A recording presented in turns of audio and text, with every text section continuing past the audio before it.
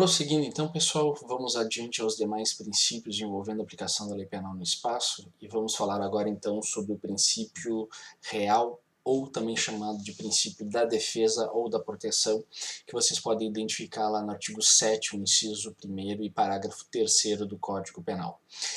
Com base nesse princípio, torna-se possível a ampliação da extensão da aplicação da lei penal para além das fronteiras do limite territorial propriamente dito, tornando possível que se punam fatos praticados contra determinados bens jurídicos ou contra determinadas pessoas quando praticados fora do território nacional. O exemplo mais, digamos assim, fácil de ser compreendido são os ataques à vida do presidente da República. Ou seja, onde quer que se encontre o presidente da República, quando ele sofrer algum ataque contra a vida, será possível a aplicação da lei penal brasileira. Então vejam, se um presidente brasileiro está em missão internacional, está fora do país e é alvo de um ataque contra a vida, pouco importa o local onde venha a ser praticado, será possível aplicar a lei penal brasileira. Claro que aqui nós vamos ver depois a questão envolvendo a extraterritorialidade, porque este é um caso envolvendo a extraterritorialidade, porque o crime é praticado fora do território nacional. Nós veremos que neste caso aqui nós não teremos um condicionamento tão grande em relação ao que necessita ocorrer para se poder aplicar a lei penal brasileira a um fato praticado fora de seus limites territoriais, tá? Então, o próximo princípio é o chamado princípio da universalidade ou da justiça penal universal. Este princípio vocês vão encontrar referências a ele lá no artigo 7º, inciso 2º, a linha A do Código Penal. E ele é digamos assim, um princípio muito corrente no âmbito de uma cooperação penal internacional. Vão existir muitos crimes, muitas condutas penais em que o tratamento a ser dado a ele necessita de uma organização internacional. Ou seja, uma organização no sentido de uma cooperação internacional no sentido de dar o mesmo tipo de tratamento e resposta para fatos dessa natureza. Os exemplos mais corriqueiros são aqueles relativos a drogas, ao crime de lavagem de dinheiro, aos crimes de informática, os crimes de tráfico de pessoas, de arma, os crimes de corrupção, os crimes contra o meio ambiente, ou seja, existem situações jurídicas que demandam uma certa harmonização internacional, coordenando e ordenando as respostas a serem dadas. E o curioso aqui é que nós temos normalmente presentes em tratados internacionais relativos à repressão e punição destes fatos. O terrorismo também entra nessa questão, é importante se frisar isso. E o importante aqui é, onde quer que o sujeito venha a ser localizado, será possível aplicar a lei penal daquele país para ser possível a punição. Ou seja, não importa a nacionalidade do autor do crime, não importa a nacionalidade da vítima, nem o local onde tenha sido praticado o crime. Qualquer lugar onde o sujeito venha a ser encontrado poderá ser aplicada a lei penal. Este caso ele pode levar muitas vezes a um processo que não é propriamente um processo exclusivamente penal, embora tenha uma relação direta, que é o processo de extradição. Ou seja, situações em que uma pessoa pratica um crime ou venha a ser presa num país e venha a ser demandada a extradição, a remessa de volta do sujeito ao país de origem. Este processo de extradição, pessoal, eu quero tranquilizar vocês, ele não é, como eu disse, um problema propriamente de direito penal, embora tenha uma conexão, ele envolve muito a tramitação envolvendo o direito internacional público, que é uma cadeira que vocês vão fazer ainda e vão ter oportunamente acesso a essas informações, então eu não vou me aprofundar aqui. O que eu quero que vocês atentem é, com relação ao princípio da universalidade, da justiça universal, vocês, de regra, precisam observar se existe algum tratado internacional versando sobre essa matéria, autorizando, portanto, a aplicação da lei penal onde quer que o sujeito venha a ser localizado. Ok? E por fim, pessoal, o último princípio daqueles que nós estávamos analisando é o princípio da representação ou da bandeira. Ou seja, nestes casos nós vamos ter a possibilidade de aplicação da lei penal a partir do local aonde está registrado a aeronave ou embarcação que está navegando ou voando e que tem em seu âmbito sido praticado alguma infração penal. Isso aqui, pessoal, com relação à representação e à bandeira, eu colocaria uma situação para vocês imaginarem. Um determinado fato ele pode ser praticado sobrevoando o território de uma nação, ou pode se dar naquilo que se denominam de águas internacionais, ou seja, águas que não pertencem propriamente a um país. Por isso, o ponto seguinte que nós vamos analisar, envolvendo o território nacional, ele é de grandíssima importância para a nossa análise. Saber aonde termina o território para saber aonde inicia aquilo que se denominam de águas internacionais, o espaço aéreo internacional, que são os locais aonde se veria aplicada o princípio da representação da bandeira. Porque vejam, quando uma aeronave passa a sobrevoar as águas do Oceano Atlântico, ele não está propriamente voando ou sobrevoando o espaço aéreo de alguma outra nação. E se ele não está praticando, sobrevoando um local específico, qual será o lugar da prática do crime?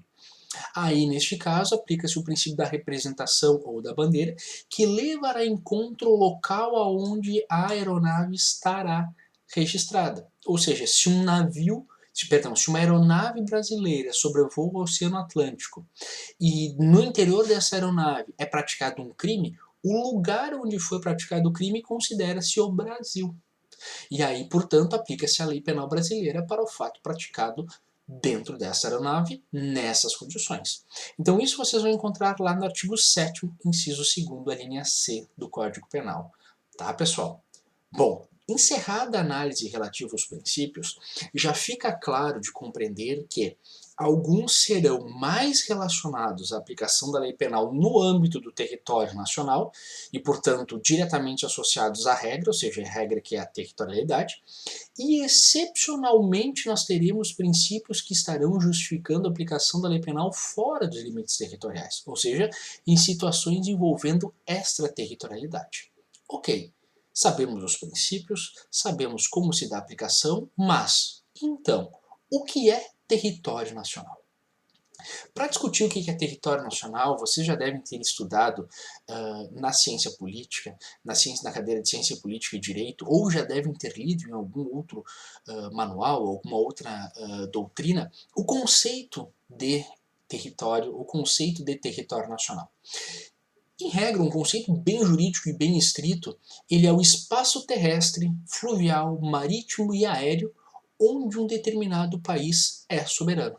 Ou seja, ele é compreendido como sendo espaço físico delimitado por fronteiras internacionalmente reconhecidas sobre as quais o Estado exerce a sua soberania. Ou seja, tudo isso para dizer que direito penal é ramo do direito público interno. Dentro dos limites territoriais de uma nação, o Estado é soberano para ditar as suas regras e fazer valer a aplicação das suas regras. Tá, pessoal? Então é muito importante saber isso. Com relação ao solo, nós temos de forma muito, digamos assim, latente a ideia de ser reconhecido o solo nacional, território nacional, o espaço físico ocupado pela nação devidamente demarcado por fronteiras internacionalmente reconhecidas. Ou seja, toda parte que está dentro desse limite estaria relacionado ao âmbito do território nacional sobre o qual o Estado teria soberania.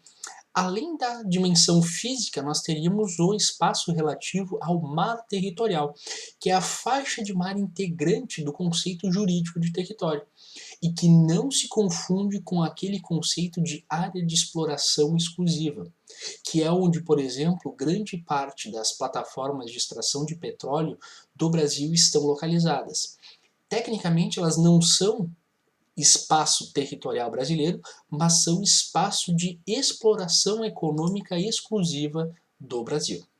Bom, com relação ao espaço aéreo, nós temos o entendimento que prevalece a partir do decreto 34 de 1967, que é o Código do Ar, o Código Aeronáutico, que estabelece que cada país é plenamente soberano sobre o seu espaço aéreo correspondente. Então, nós vamos ter o espaço aéreo correspondente como sendo a camada aérea que está sobreposta ao território da nação. Então, nós vamos ter o território em conceito técnico-jurídico, a parte do solo, o espaço aéreo e as extensões que estarão relacionadas ao mar territorial, que é sim o mar territorial, vejam, não se confunda o mar territorial com o espaço, com a área de exploração exclusiva, ok? Bom, Dito isso, nós passamos a algumas exceções.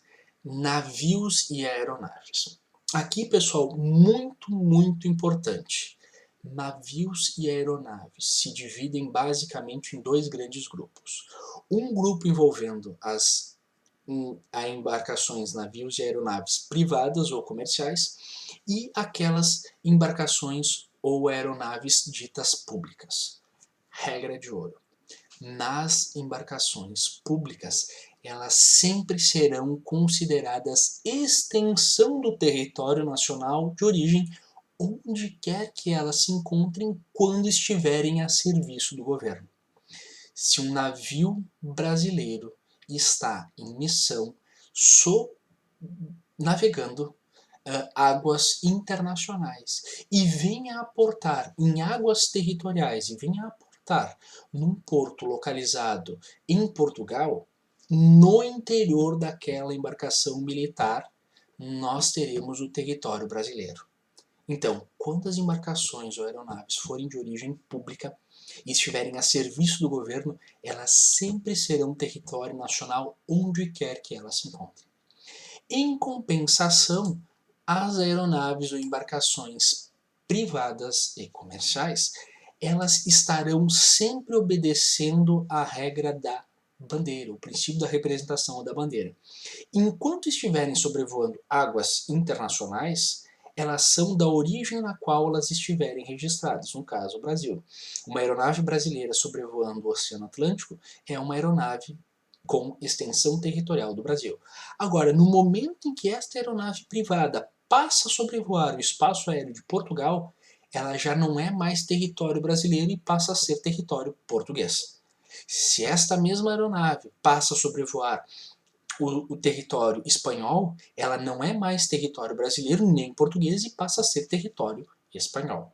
Quando ela passa a sobrevoar águas internacionais no processo de volta, ela passa a ser território brasileiro. E quando ela chega em território brasileiro, ela continua sendo brasileira. O mesmo vai ocorrer em relação a uma aeronave estrangeira. A aeronave estrangeira partindo da Alemanha, sobrevoando o oceano, vindo em direção ao Brasil, no momento em que essa aeronave alemã passar a ingressar no território brasileiro, no espaço aéreo brasileiro, ela deixa de ser território alemão e passa a ser território brasileiro. E se um crime for praticado ali dentro, considera-se o crime praticado em território brasileiro. Ok, pessoal? Um ponto importante envolvendo embaixadas. As embaixadas, pessoal, para vocês entenderem, elas têm uma regulamentação própria do direito internacional e eu não vou me aprofundar muito aqui. Mas eu não quero que vocês imaginem que as embaixadas elas são extensões territoriais dos países de origem. Senão nós teríamos uma situação bastante curiosa. Se uma embaixada é uma extensão territorial de um país, para quem conhece Brasília, existe um setor próprio de embaixadas. E nós teríamos, na verdade, a cada quadra praticamente uma volta ao mundo. Ou seja, nós poderíamos sair de um país para o outro a partir do momento que nós andássemos de acordo com as embaixadas que estão ali localizadas, porque todas elas estão concentradas no único local. Na verdade, o que ocorre com as embaixadas é que a partir da Convenção de Viena de 1961, essas embaixadas, esse espaço ocupado por uma embaixada, ele é considerado inviolável. Ou seja, é uma proteção, uma cessão de território aonde o Brasil, no caso, ou o Estado que cede esse território, permite que a embaixada seja um espaço inviolável, para que se tenha realmente uma proteção. Agora, claro, num eventual cometimento de um crime ali no interior, há uma tensão diplomática e muito envolvendo a questão da aplicação da lei penal no espaço, passa por isso, tá, pessoal? Então, muito cuidado com relação a esses conceitos de território nacional e dos problemas envolvendo as extensões que estão ali relacionadas, para não se confundir e não se atrapalhar. Ok, pessoal? Até mais, um grande abraço, tchau, tchau.